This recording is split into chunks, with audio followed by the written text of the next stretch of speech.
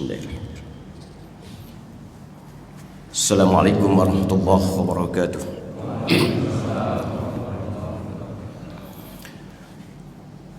Alhamdulillah arsala rasulahu bil huda wa dinil haqq liyuzhirahu 'ala ad-dini kullihi walau karihal musyrikun. Asyhadu an la ilaha illallah wahdahu la syarika lah. Lahul mulku wa lahul hamdu yuhyi wa yumiitu wa huwa 'ala kulli syai'in qadir. Wa asyhadu anna Muhammadan abduhu wa rasuluhu la nabiyya ba'dahu. Allahumma salli wa sallim wa barik 'ala Muhammad wa 'ala alihi wa ashabihi ajma'in. Ballagha ar-risalah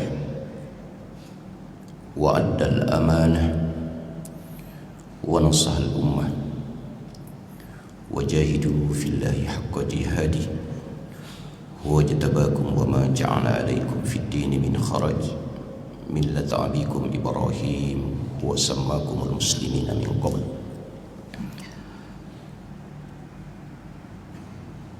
Alhamdulillah, jamaah salat subuh yang saya hormati dan muliakan, para orang tua kami, para asatizah, semoga kita semuanya dirahmati oleh Allah Subhanahu wa taala.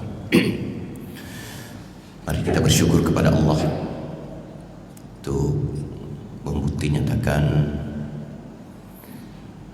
keimanan kita kepadanya dari iman, dari nikmat yang Allah Subhanahu wa taala berikan kepada kita, yang bukan saja kita ucapkan dengan alhamdulillah, tapi kita syukuri karena kita telah mewujudkannya dengan ketaatan kepadanya, dimulai dengan ibadah-ibadah mahdhah yang nawafil atau yang sunnah, kemudian dengan yang wajibnya, dan lanjutkan lagi dengan ta'lim yang saling berbagi pengalaman dan pemahaman tentang kebaikan ini, insyaallah. Ya, tentu tidak lupa kita berdoa pada Allah, semoga saudara-saudara kita atau orang tua kita, sahabat kita ya, yang boleh jadi masih terbaring di pembaringan, entah karena halangan syar'i, karena sakit, ataupun barangkali karena alasan-alasan yang mudahan bisa dibenarkan oleh syar'i, ya semoga Allah Subhanahu wa taala ketika beliau sakit segera diangkat penyakitnya dan tidak meninggalkan rasa sakit sedikit pun juga.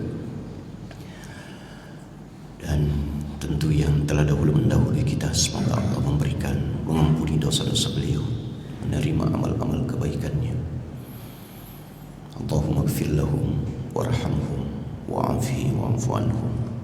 Allahumma ja'al qabrahum rawdatan min riyadil jannah. Allahumma ja'al qabrahum rawdatan min riyadil jannah. Allahumma ja'al qabrahum rawdatan min riyadil jannah. Jamaah subuh yang saya hormati dan muliakan, ya, kesyukuran itu semakin bertambah karena Rasulullah sallallahu alaihi wasallam dalam hadisnya yang sangat sahih sana dikatakan bahwa barang siapa yang pada hari itu dia mendapati keluarganya, dirinya dan keluarganya dalam keadaan aman, ya, aman, tidak ada gangguan, ya, gangguan baik itu kecelakaan ataupun musibah-musibah lainnya, dia aman, kemudian dia juga sehat, dan yang ketiga ada persediaan makanan cukup untuk pada hari itu, kata Rasulullah, maka seakan-akan dia memiliki segala-galanya. Nah, ini yang patut kita syukuri karena ketiga hal ini insyaallah Allah Subhanahu wa taala hadirkan kepada kita. Keluarga kita dalam kondisi aman, sehat, dan persiapan kebutuhan kita insyaallah masih mencukupi untuk satu hari ini, bahkan bisa saja lebih, bahkan 1 tahun, 2 tahun, sampai generasi berikutnya. Itu saya yakin sudah banyak di antara kita yang sudah mempersiapkan itu secara materi. sehingga tidak ada alasan mengatakan bahwa kita ini adalah hamba-hamba Allah Subhanahu wa taala yang fakir. Ya, yang fakir. Begitulah jamaah subuh yang saya hormati dan muliakan, terus-menerus kita melakukan evaluasi dalam hidup ini. Dan evaluasi itu atau muhasabah itu bukan sebagaimana ketika kita menyusun program dan mengevaluasinya itu biasanya di akhir perjalanan. Nah, seperti sekarang ini Pak, memasuki akhir Desember ini, awal Desember sampai akhir ini Pak, banyak betul kegiatan yang tingkat kesibukan itu baik ya tentu sesuai dengan amanah yang Allah Subhanahu wa taala berikan kepadanya. Itu biasanya di akhir-akhir di Desember seperti ini tuh Masya Allah luar biasa evaluasi. Kegiatan bertumpuk untuk menyempurnakan program kerja yang sudah disepakati atau sudah yang disusun. Nah, itu biasanya seperti itu. Padahal kalau kita lihat ayat ya, salah satu ayat di dalam Al-Quran yang menjadi banyak yang dijadikan sebagai muqaddimah dalam setiap khutbah Jumat, misalnya di dalam surah Al-Hasyr ayat 8 itu. A'udzubillahi minasyaitonir rajim. Ya ayyuhallazina amanu taqullaha wal tanzuru nafsum ma qaddamat lighad wattaqullaha innallaha khabirum bima ta'malun. Wahai orang-orang yang beriman, bertakwalah kepada Allah dan hendaklah setiap jiwa, setiap diri melihat, mempersiapkan, ya, mengevaluasi perjalanannya apa yang sudah dia persiapkan untuk hari esok. Ya, ini ayat mengingatkan kepada kita bahwa evaluasi itu bukan di akhir pekerjaan saya, tapi justru evaluasi itu harus dilakukan sebelum melakukan pekerjaan. Di awal-awal menyusun program, di situ sudah harus ada evaluasi. Ya, utamanya memperbaiki niat itu, meluruskan niat. Ya, memperbaiki niat. Itulah evaluasi yang pertama dan utama yang harus dilakukan oleh setiap muslim, oleh setiap insan. Ya. Bagaimana meluruskan niat itu? Karena bagaimanapun hebatnya program kerja, ya, kegiatan yang sudah disusun, dirancang sedemikian rupa dengan berbagai macam fasilitas yang mendukungnya, kalau niatnya tidak baik, tidak benar, ya tentu hasil evaluasi akhirnya juga kita tidak akan mendapatkan hasil yang memuaskan. Ya, contoh, niatnya orang beriman itu lebih baik daripada amal kebaikannya. Ya. Jadi niatnya orang yang beriman itu lebih baik daripada amal kebaikan. Ketika orang berniat mau menghafal Al-Quran, niatnya menghafal Al-Quran, tapi betul-betul setelah berniat itu diupayakan. Tidak berniat kemudian tidur, Pak. Tidak pernah membuka Quran atau tidak pernah lagi mengulang-ulang bacaan-bacaan Al-Quran itu. Ya, tentu itu tidak sesuai dengan niat, karena niat itu ada tekad. Pokoknya dalam sehari saya harus membaca 1, 2 atau sekian ayat sebagai wujud nyata bahwa kita betul-betul serius untuk menjadi penghafal Al-Quran misalnya.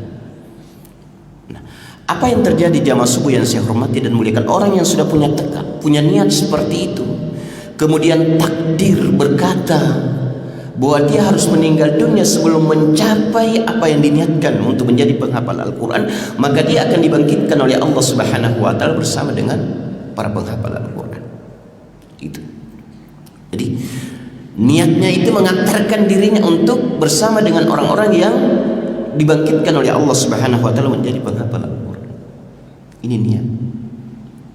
Tekadnya sudah ada, tapi perjalanan takdir mengatakan dia harus meninggal sebelum tuntas menghafal Al-Quran, maka dengan niat tekad itu menjadikan dia akan dikumpulkan bersama dengan para penghafal Al-Quran. Orang yang sudah berniat melaksanakan ibadah haji, ya, ini kan sudah tertunda 2 kali Pak, ya, dan mudah-mudahan saja sudah tidak tertunda ini. Sudah niatnya itu sudah kelihatan, sudah sudah dibuktikan dengan berbagai macam persiapan, sudah vaksin, bahkan paspor sudah ada. Iya. Boleh jadi sudah manasik, sudah dipersiapkan koper. Ini semua segala-galanya sudah dipersiapkan. Niatnya sudah jelas. Dalam perjalanan berikutnya ada yang belum sempat melaksanakan ibadah haji tapi sudah meninggal dunia. Insyaallah dia akan dibangkitkan oleh Allah Subhanahu wa taala bersama dengan orang-orang yang mendapatkan haji yang mabrur.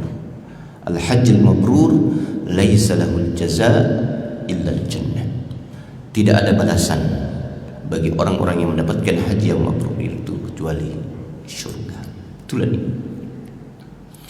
Orang yang berniat bersedekah, berinfak, membangun tempat ibadah, dia sudah niat, saya akan membangun tempat ibadah, membangun masjid, karena dia paham betul sabda Rasulullah, siapa yang membangun masjid, tempat ibadah sekecil apapun, hatta sekalipun kontribusinya itu pasir, bahkan dalam riwayat itu hatta sekalipun tempat ibadah itu sebesar sarang burung, Pak, bukan rumah walid. Rumah walid itu kan biasa lebih besar daripada masjid. Sebesar sarang burung, bukan sangkar burung. Kalau sangkar burung mungkin masih bisa masuk sampai 10 bahkan lebih burung di situ. Ini sarang burung yang hanya bisa ditempati boleh jadi 4 sampai 5 kalau dia sudah menetas. Ya, tapi kan tidak mungkin juga ada orang, tidak mungkin juga kita membuat tempat ibadah sebesar itu. Tapi disinilah Rasulullah SAW memberikan kepada kita satu motivasi yang luar biasa, bahwa sekecil apapun kebaikan sampai kepada tingkat kau membangun tempat ibadah sebesar sarang burung itu, Allah akan memberikan balasan. Ya, akan memberikan balasan yang terbaik, membangunkan istana di surga. Istana, sudah sering kita dengarkan bagaimana senangnya kita ketika diundang ke istana itu, walaupun hanya berdiri di samping pagar. Tahun 2010 saya dapat undangan juga upacara 17 Agustus di istana. Saya hanya dapat tempat di pinggir pagar, berdiri. Saya bilang, saya kalau tahu jalanan pulang ini pulang, karena kita dikoordinir waktu itu hadir, ya, berdirilah di situ sampai selesai acara. Saya bilang, apa enaknya ini diundang ke istana kalau begini. Padahal bangga betul, ada undangan. Lihat tuh, ada undangan ini dari Pak SBY, masih waktu itu ada undangan dari Pak SBY, dari istana seluruh dia. Ya, tapi sampai di sana tersiksa. Ya, dalam artian tidak seindah yang kita bayangkan itu. Nah, inilah dunia. Inilah dunia. Ya, wajar kalau Allah mengatakan bahwa dunia itu adalah permainan, Pak. Makanya pandai-pandailah bermain. Pandai-pandailah bermain di dunia ini supaya tidak sengsara, tidak tersiksa, tidak bingung. Jadi pandai-pandailah bermain. Nah, kembali kepada evaluasi. Jadi evaluasi itu bukan hanya dilaksanakan di akhir perjalanan, tapi di awal perjalanan sudah harus dievaluasi. Betulkah program kegiatan yang kita angkat ini memang sesuai dengan kebutuhan? Ya, sesuai dengan kebutuhan dan memang menjadi prioritas utama yang harus kita hadirkan dalam rangka meraih dan menggapai doa-doa yang senantiasa kita ijabah, yang senantiasa kita munajatkan, Rabbana atina fid dunya hasanah. Dunianya baik, tapi lebih penting lagi akhiratnya juga harus lebih baik. Nah, inilah yang membedakan kita antara orang-orang yang beriman dengan orang yang belum beriman. Orang yang beriman itu kan ukurannya selalu kepada lebih baik, bukannya sekedar baik tapi lebih baik.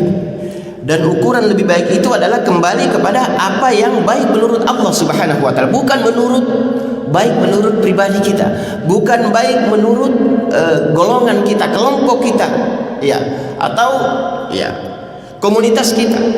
Sebab boleh jadi apa yang kita anggap sebagaimana Allah katakan, apa yang anggap kita baik itu kan belum tentu baik menurut Allah. Jadi ukuran kebaikan itu adalah kembali kepada kebaikan menurut Allah Subhanahu wa taala. Hatta sekalipun semua manusia mengatakan itu baik, tapi kalau Allah mengatakan itu tidak baik, ya tetap tidak baik. Inilah yang kita salut dengan para salafus saleh itu, bagaimana keistiqomahan mereka dalam kebaikan itu. Mereka tidak goyah, bagaimanapun beratnya tantangan dan rintangan, kalau dia sudah yakin ini kebaikan sebagaimana petunjuk Allah Subhanahu wa taala, dia akan habis-habisan mempertahankan kebaikan. Insyaallah.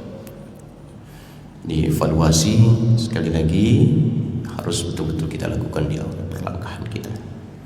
Ya ayyuhallazina amanu taqullaha wal tanzur nafsum ma qaddamat lighad wattaqullaha innallaha khabirum bima ta'malun. Yang kemudian pertengahan program perjalanan juga harus evaluasi, dan yang terakhir yaitu di akhir. Jadi yang biasa kan kita ini hanya evaluasinya itu di akhir-akhir, jadi sudah habis waktu baru mengevaluasi. Nah kalau begitu langsung meninggal dunia, waduh, kita tidak tahu apakah sudah bagus yang kita lakukan atau tidak. Ya semoga saja memang Allah selalu memberikan yang terbaik kepada kita. Alhamdulillah, jamaah subuh yang saya hormati dan muliakan. Ya tentu kesimpulan daripada itu semua adalah iman yang penuh. Dalam banyak buku literatur, ceramah-ceramah yang sering kita dengarkan bahwa salah satu bentuk kemunduran umat Islam itu karena lemahnya iman. Lemahnya iman, memang kita sadar. Lemahnya iman. Saya juga sering dalam kondisi pandemi seperti ini, sering diskusi sama teman-teman, ya walaupun diskusi lepas. Kalau Dajjal datang kemudian kita bandingkan dengan kondisi kita sekarang, saya tak yakin boleh jadi memang kita ini juga terikut dengan Dajjal ini, Pak. Ya. Sekarang kan belum terlalu kuat ancamannya, tapi aduh terkadang kita jangan memang harus begini. Bagaimana kalau Dajjal yang datang di depan kita, lihat orang disembelih, dia apa di situ? Wah, mampukah kita mempertahankan keyakinan kita untuk tidak mengakui dia sebagai Tuhan? Setelah nyata-nyata secara lahirnya diperlihatkan di hadapan kita, apa yang dia lakukan itu, saya bilang betul-betul dia wajar kalau dalam doa-doa itu selalu kita bermunajat agar kita diberikan kekuatannya untuk berhadapan dengan Al-Masih Dajjal itu. Ya, karena Masya Allah, perjalanan sederhana yang kita lewati saja saat ini itu kan fitnahnya luar biasa. Dan banyak betul hal yang bisa menyebabkan kita memberikan satu pengakuan hanya karena persoalan-persoalan yang sederhana.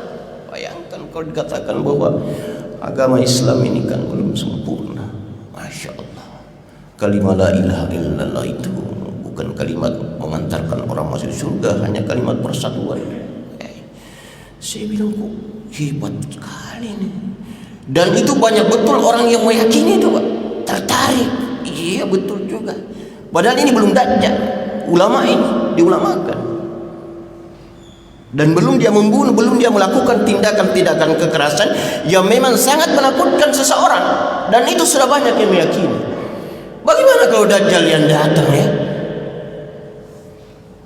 Ia memang memperlihatkan kehebatannya yang tidak pernah disaksikan sebelumnya. Masya Allah. Jadi persoalan iman. Kalau Allah Subhanahu wa taala mengatakan di dalam Al-Qur'an, di dalam surah Al-Maidah, saya kurang tahu lupa ingat di ayat berapa. Allah mengatakan allazina amanu wa lam yalbisu imanahum.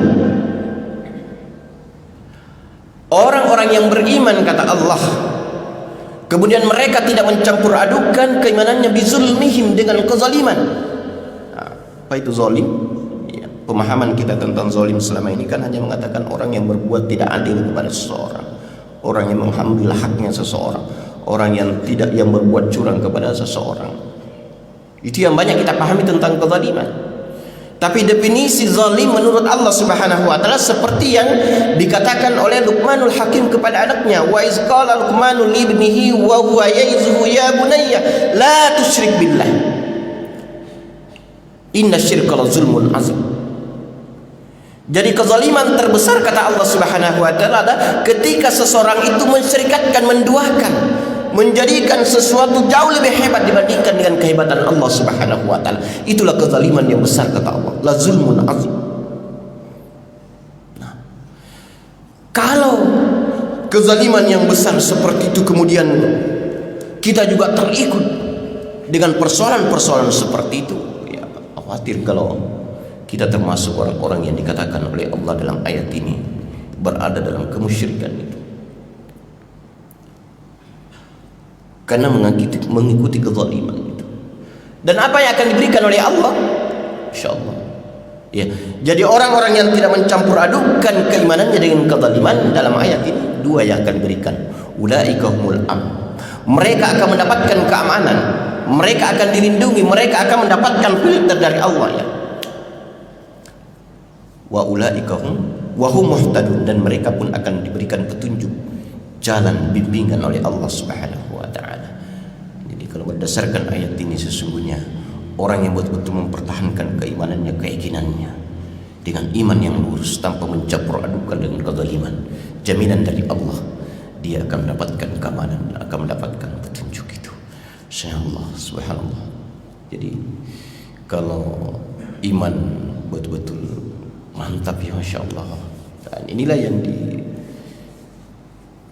dan Rasulullah SAW memang penekanannya seperti itu.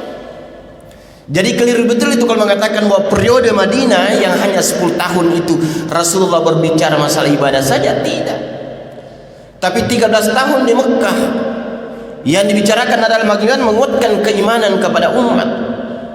Hijrah ke Madinah, turun syariat, tapi persoalan iman itu tidak pernah berhenti untuk dibicarakan.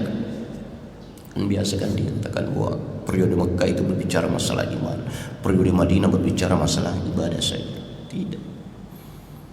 Perjalanan 23 tahun kurang lebih yang dilakoni Rasulullah bersama dengan sahabat-sahabat awal ketika itu semua berbicara masalah ini.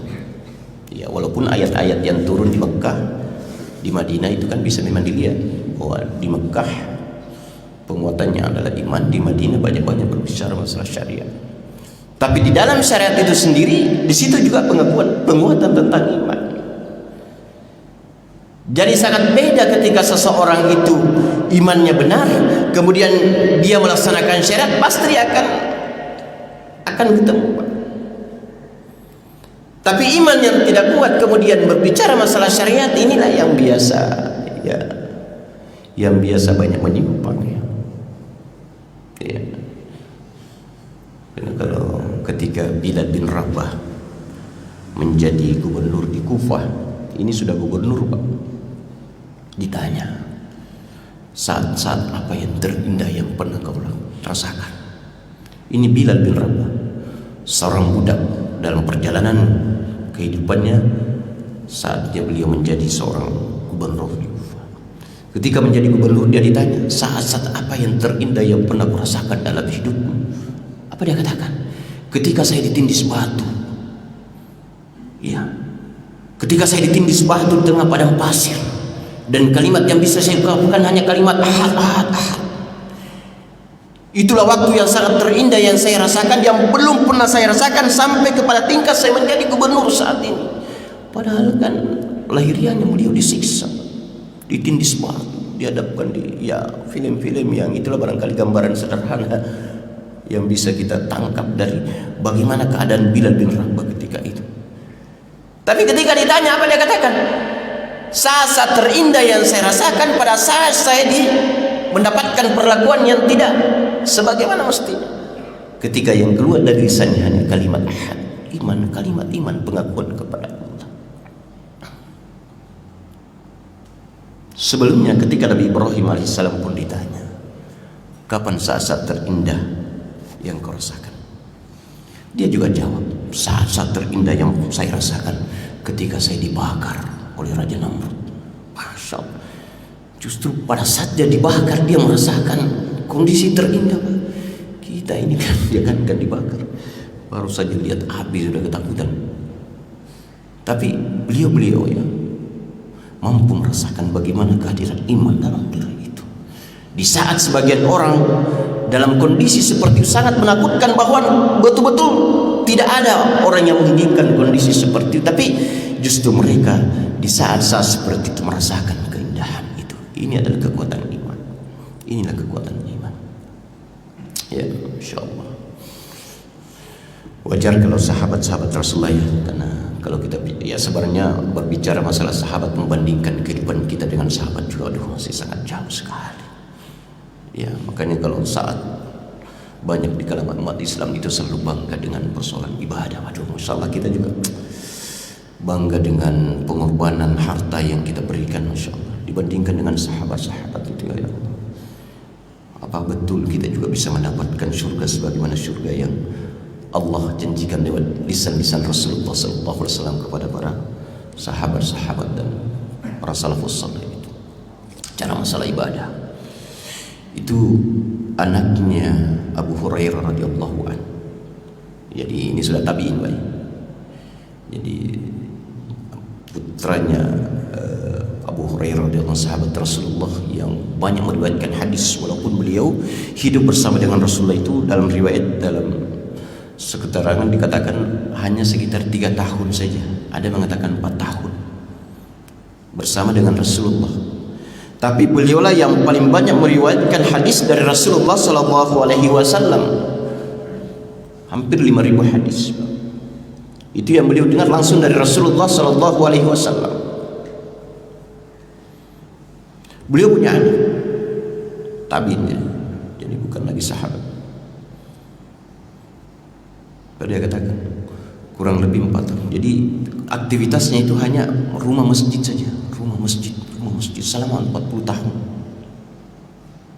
Ada yang mengatakan 20 tahun. Masjid terus.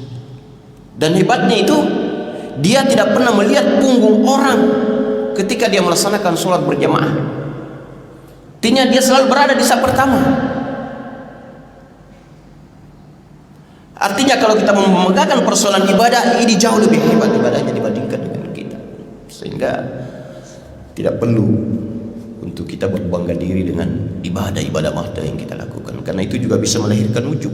Ketika diungkapkan menjadi sombong, ketika terpendam itu menjadi ujub, dan ini semuanya penyakit yang bisa merusak hati kita, bisa merusak hati kita. Bicara masalah pengorbanan, Masya Allah, pengorbanan waktu, pengorbanan perasaan, pikiran ini, pengorbanan harta, ya Allah. Ya, waktu itu Umar ibn Khattab kan mau mengalahkan ceritanya Abu Bakar As-Siddiq dalam hal pengorbanan harta. Dia mau mengalahkan, akhirnya dia sedekahkan separuh dari seluruh aset kekayaan yang dia miliki untuk biaya peperangan. Separuh dia serahkan kepada Rasulullah. Dalam hatinya dia katakan, saya sudah kalahkan Abu Bakar, saya yang paling banyak memberikan pengorbanan harta dalam peperangan ini. Separuh dari harta yang dia miliki itu dikorbankan.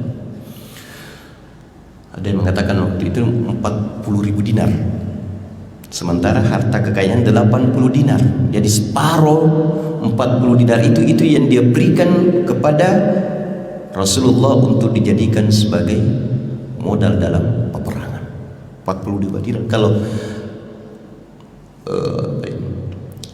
1 dinar itu kalau menurut ulama-ulama kan ada yang mengatakan 4,5 gram, ada yang mengatakan 4,25 gram. Itu nilai 1 dinar. Jadi ya kita hitung saja, anggaplah 4 gram 1 dinar. Ya, kalau 80.000 dinar, miliar itu. Separuh dari itu dia berikan. Ternyata ketika datang Abu Bakar, bukan separuh tapi dia serahkan semua, sehingga ketika Rasulullah bertanya, apa yang kau sisihkan? Saya menyisakan Allah dan Rasul. Barulah Umar ibn Khattab mengatakan, memang persoalan seperti ini kita tidak akan mampu mengalahkan Abu Bakar As-Siddiq. Imannya jauh lebih kuat, imannya jauh lebih hebat. Makanya kalau iman penduduk Madinah ditimbang itu ya, dalam satu riwayat kan itu pasti jauh lebih berat imannya Abu Bakar As-Siddiq. Jadi Masya Allah, seperti itu Pak perjuangan mereka, pengorbanan mereka dari baik dalam ibadah mahdoh dan ibadah gairu mahdoh. Ya wajarlah kalau mereka beliau itu termasuk dari sahabat-sahabat yang sebelum meninggal dunia sudah mendengarkan dari lisan Rasulullah SAW bahwa mereka itu adalah calon-calon penghuni surga.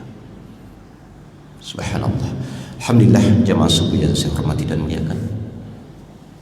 Masih 15 menit Pak, panjang betul sampai jam 6 Jadi itulah iman. Itulah iman.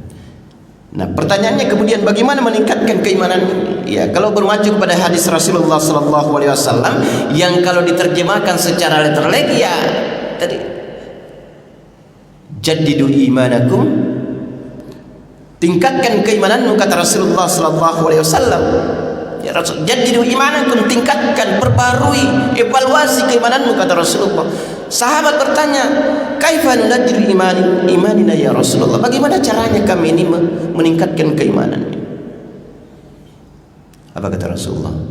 Fa'aksiru min qawli la ilaha illallah. Perbanyaklah untuk mengucapkan kalimat la ilaha illallah. Banyak yang terjemahkan yaitu hanya sekedar dilafazkan dalam bentuk zikir la ilaha illallah, la ilaha illallah. Itu juga. Tapi penafsiran yang lain mengatakan bahwa memperbanyak kalimat la ilaha illallah di samping memang diucapkan secara lisan, memang harus didakwakan, harus disiarkan. Iya, harus disiarkan kalimat la ilaha illallah, bukan hanya sekadar dinikmati sebagai sebuah zikir, walaupun itu juga tidak salah. Itu juga tidak salah. Tetapi ulama menafsirkan bahwa yang dimaksud dengan memperbanyak kalimat la ilaha illallah itu adalah menyiarkan, mendakwakan, menyampaikan kalimat la ilaha illallah kepada umat. Makanya pekerjaan terbesar dan pekerjaan yang paling besar nilainya di sisi Allah Subhanahu wa taala itu adalah syiar.